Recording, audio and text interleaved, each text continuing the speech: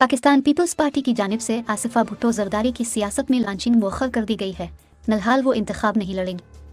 तफसीलात के मुताबिक चेयरमैन पीपल्स पार्टी बिलावल भुट्टो जरदारी की हमशीरा आसिफा भुट्टो की सियासत में लॉन्चिंग को मुअख्खर कर दिया गया है। आसिफा भुट्टो जरदारी कौमी व सूबाई असम्बली की नशिस्त पर इंतखाब नहीं लड़ेंगी। आसिफा भुट्टो ने किसी भी हल्के से कागजात नामजदगी जमा नहीं कराए। आसिफा का नाम पीपी की जानिब से मखसूस नशिस्तों की फहरिस्त में भी नहीं है। पीपल्स पार्टी का कहना है कि बिलावल भुट्टो जरदारी कई हलकों से इलेक्शन लड़ रहे हैं। बिलावल की कामयाबी के बाद आसिफा भुट्टो की इंतखाबी सियासत में एंट्री का फैसला होगा।